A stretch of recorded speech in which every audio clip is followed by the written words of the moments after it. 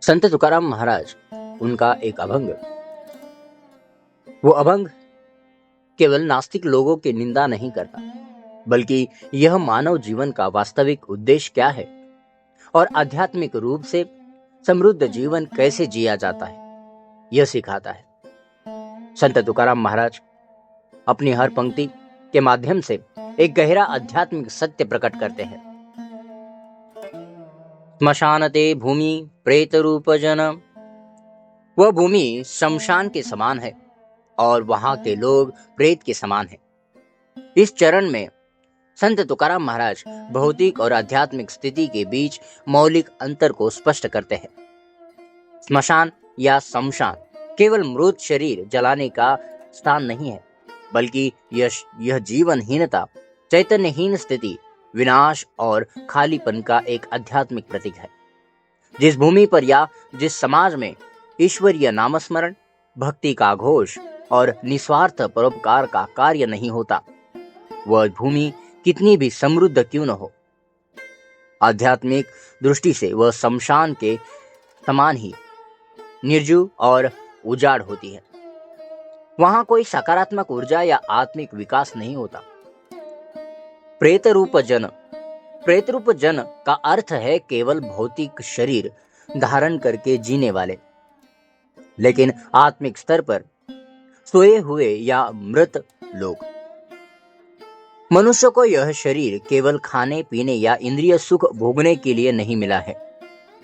मानव शरीर आत्म उन्नति के लिए, ईश्वर के प्रति भक्ति करने के लिए और दूसरों के सेवा करने के लिए एक अनमोल साधन है।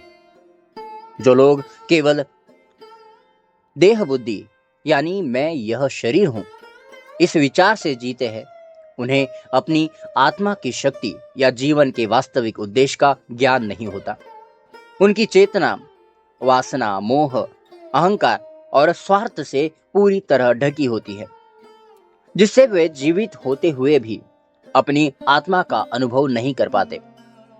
वे प्रेत की तरह केवल कर्म करते हैं, जैसे पैसा कमाना, घर बनाना, लेकिन उस कर्म के पीछे कोई आध्यात्मिक जागृति, उद्देश्य या उच्च विचार नहीं होता।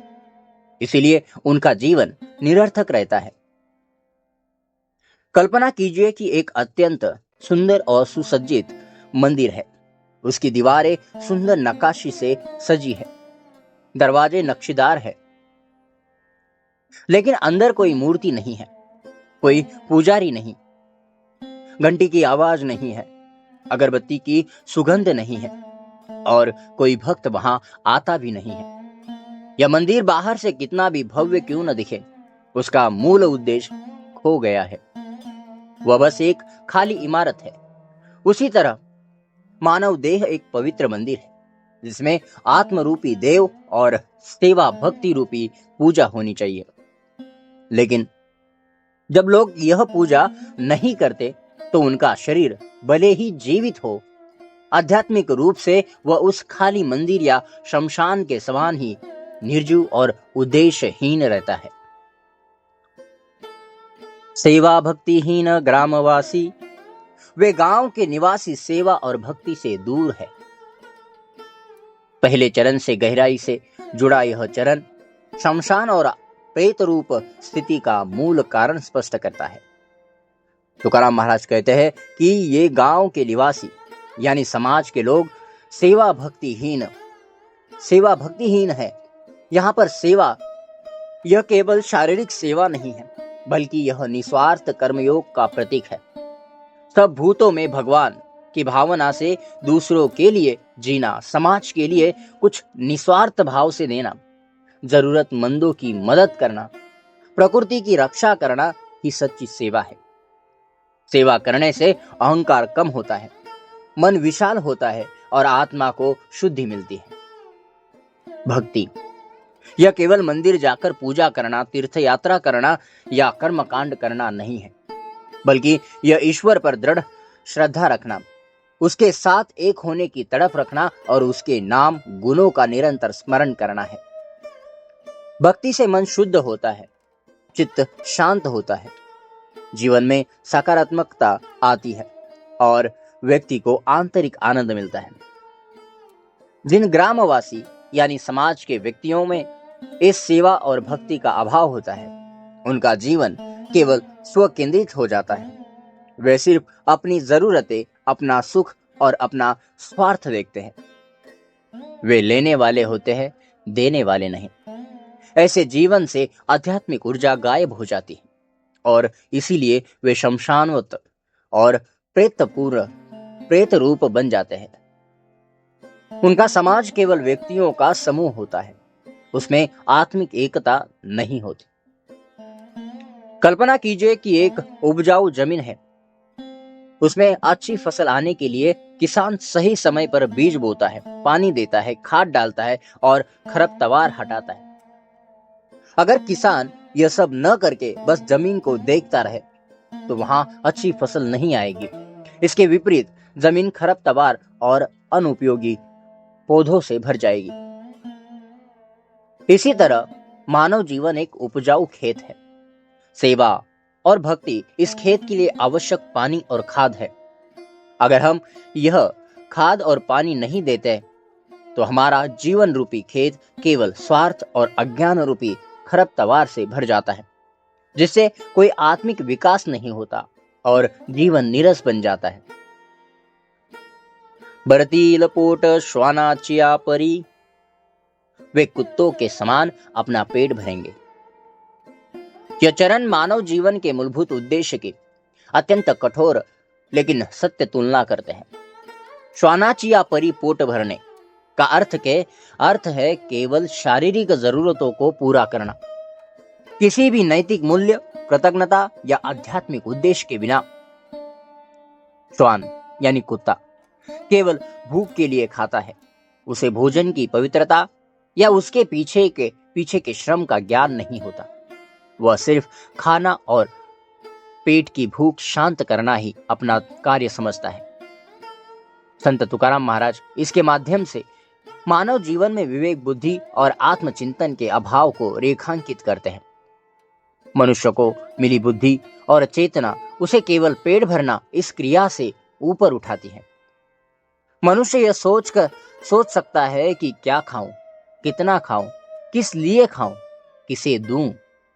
लेकिन जो लोग भक्ति और सेवा से दूर होते हैं, वे इस बुद्धि का उपयोग केवल भौतिक सुखों के लिए, इंद्रियों की लालसा के लिए और स्वार्थ के लिए करते हैं। उनका जीवन पशु तुल्य बन जाता है, जहां खाना, पीना, सोना और संतान पैदा करना बस इतना ही सीमित होता है। ऐसी जीवन शैली में उच्च विचार, परोपकार या ईश्वरीय अनुभूति को कोई स्थान नहीं मिलता। वे अपनी आत्मिक उन्नति के लिए कुछ भी नहीं करते, इसलिए उनका जीवन पूरी तरह निरर्थक रहता है।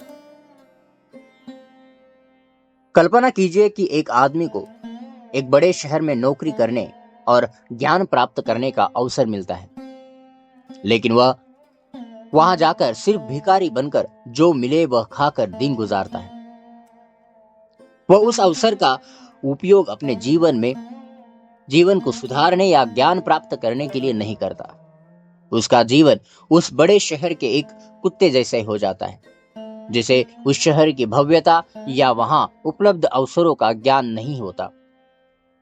इसी प्रकार मानव देह मोक्ष प्राप्त करने का एक महान अवसर है, लेकिन जो सिर्फ पेट भरने के पीछे लगा रहता है, वह इस अवसर का दुरुपयोग करता है और अपना जीवन पशु के समान स्तर पर ही जीता है।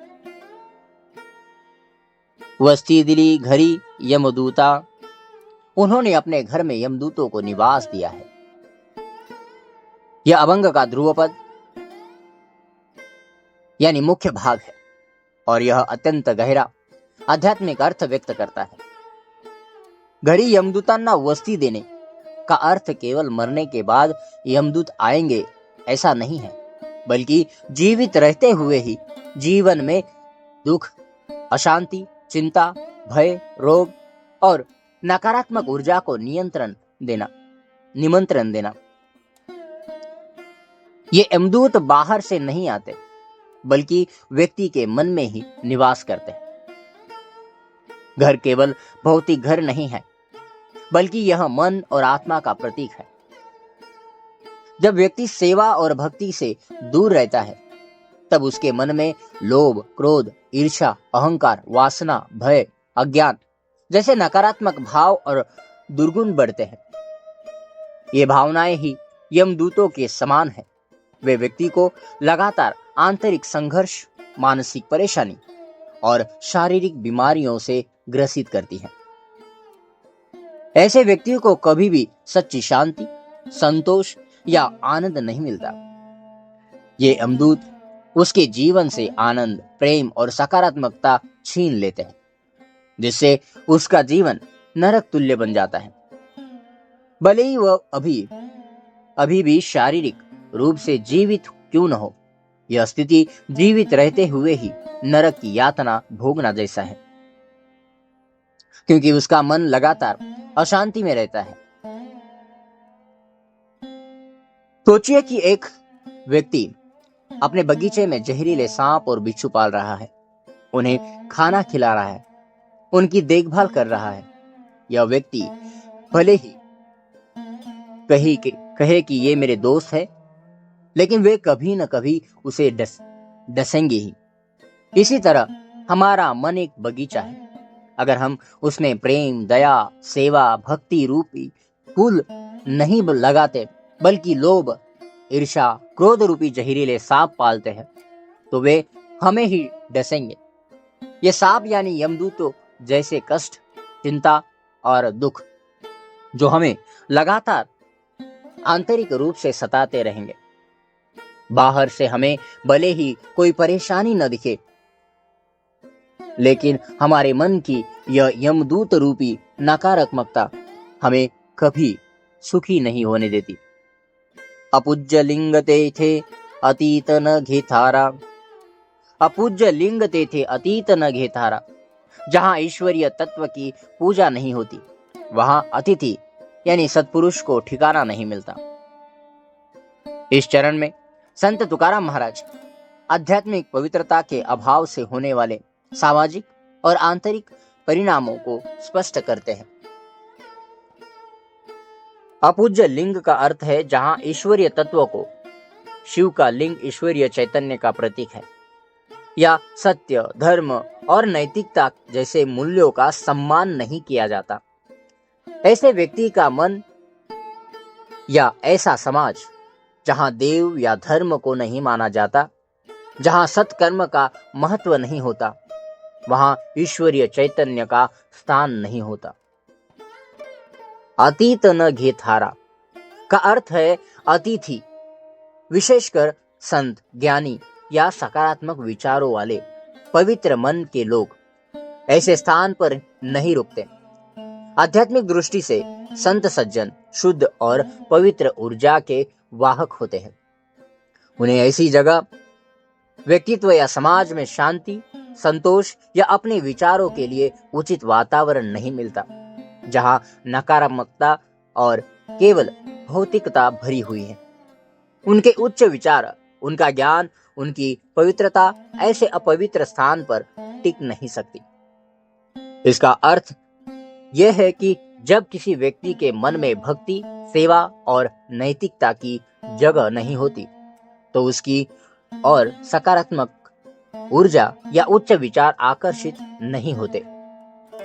उसे सज्जनों की संगति नहीं मिलती, जिससे उसके अज्ञान में और वृद्धि होती है।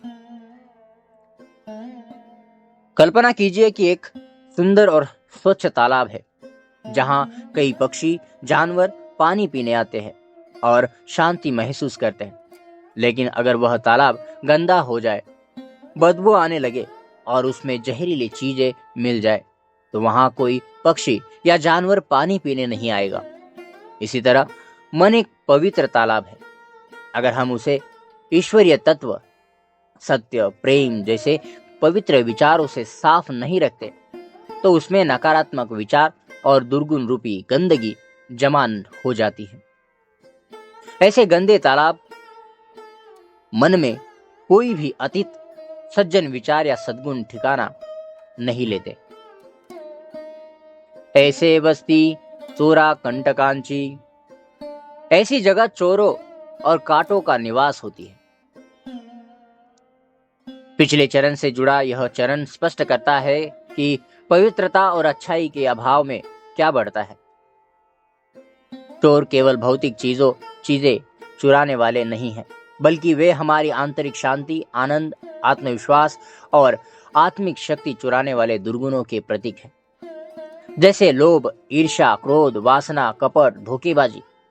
ये दुर्गुण व्यक्ति के मन से अच्छाई के विचार, प्रेम, शांति और संतोष को धीरे धीरे खत्म कर देते हैं, उसे अंदर से खोखला कर देते हैं। कांटे केवल शारीरिक दर्द देने वाले कांटे नहीं हैं, बल्कि वे दुख, संघर्ष, कठिनाइयों, निराशा, विफलता और मानसिक क्लेश के प्रतीक हैं। जहां ईश्वरीय तत्व को स्थान नहीं मिलता, जहां नैतिक मूल्यों का पालन नहीं होता, वहां केवल ये दुर्गुण यानी चोर और उनसे उत्पन्न होने वाले दुख यानी कांटे बढ़ते हैं। ऐसे व्यक्ति का जीवन लगातार के संघर्षों, झगड़ों, दुश्मनी और मानसिक अशांति से भरा होता है। वह व्यक्ति खुद ही अपने दुख का कारण बनता है, क्योंकि उसने अपने मन में दुर्गुणों को जगह देकर कांटों की फसल बोई है।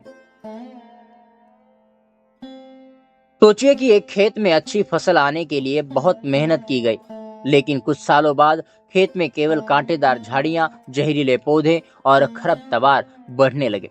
वहां अच्छा अनाज पैदा ही नहीं हुआ। वैसे ही मनुष्य जीवन एक खेत है। अगर हम उसमें भक्ति, सेवा, प्रेम और दया रूपी बीज नहीं बोते, तो वह खेत लोभ, ईर्ष्या, क्रोध रूपी कांटों से और चोरों से भर जाएगा। इसमें हमें कभी शांति या आनंद नहीं मिलेगा, क्योंकि हमारा मन हमेशा इन कांटों और चोरों के कष्ट में रहेगा। तुका मने नाही ठावी स्थिति मति। तुकाराम महाराज कहते हैं कि उन्हें अपनी वास्तविक स्थिति और बुद्धि का ज्ञान नहीं होता। इस चरण में संत तुकाराम महाराज ऐसे लोगों के गहरे अज्ञान और आत्मिक अनभिज्ञता यानी सेल्फ इग्नोरेंस पर उंगली उठाते हैं। नाही ठावी स्थिति मति का अर्थ है उन्हें अपनी वास्तविक आध्यात्मिक स्थिति, वे कितने निम्न स्तर पर है, कितने दुख में है, और मति यानी उन्हें किसी भी चीज की उचित बुद्धि, विवेक या आध्यात्मिक ज्ञान नहीं है, का बिल्कुल भी ज्ञान नहीं होता। वे पूरी तरह से अज्ञान के अंधेरे में भटक रहे होते हैं। वे भौतिक दुनिया और क्षणिक सुखों के मोह में इतने उलझे होते हैं कि उन्हें जीवन का वास्तविक उद्देश्य, आत्मा का महत्व या उनके कर्मों के लंबे समय तक चलने वाले परिणाम समझ नहीं आते। उन्हें यह नहीं पता चलता कि वे एक मायावी दुनिया में फंसे हुए हैं और अपने अज्ञान के कारण वे अपना ही आध्यात्मिक नुकसान कर रहे हैं। उन्हें अपने जन्म मृत्यु के चक्रों या कर्मों की श्रृंखला की कल्पना नहीं होती, इसलिए वे सही मार्ग पर आने का प्रयास नहीं करते। यह एक प्रकार की आध्यात्मिक गहरी नींद है, जहां व्यक्ति को अपनी ही स्थिति समझ नहीं आती। कल्पना कीजिए कि एक व्यक्ति अपनी आंखों पर पट्टी बांधकर चल रहा है। उसे लगता है कि वह सीधे और सपाट रास्ते पर चल रहा है, लेकिन वास्तव में वह एक गहरी खाई की ओर जा रहा है।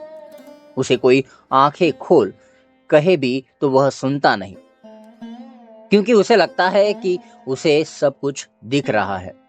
इसी प्रकार अज्ञानी लोग आंखों पर अज्ञान की पट्टी बांधे हुए व्यक्ति की तरह है। उन्हें यह नहीं पता कि उनका जीवन उन्हें दुख और अधोगति की ओर ले जा रहा है। वे अपनी स्थिति, वर्तमान अज्ञानमय अवस्था को और मति यानी बुद्धि का सही उपयोग न करना का ज्ञान न होने के कारण वे वास्तविक संकट की ओर दौड़ते जाते हैं। यमाची निश्चिति हुड़वाड़ी, वे निश्चित रूप से यम के ही वंशज या सेवक है। यह अभंग का अंतिम और सबसे कठोर निष्कर्ष है, जिसे संत तुकाराम महाराज अत्यंत दृढ़ता से रखते हैं। यमाची कुड़वाड़ी का अर्थ है मृत्यु के देवता यमराज के दास या सेवक।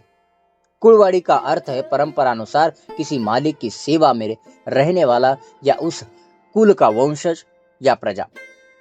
यहाँ इसका अर्थ यह है कि जो लोग अज्ञानी रहते हैं, सेवा और भक्ति नहीं करते, नैतिक मूल्यों का पालन नहीं करते, वे खुद को जन्म मृत्यु और कर्मों के कठोर नियमों से पूरी तरह बांध लेते हैं।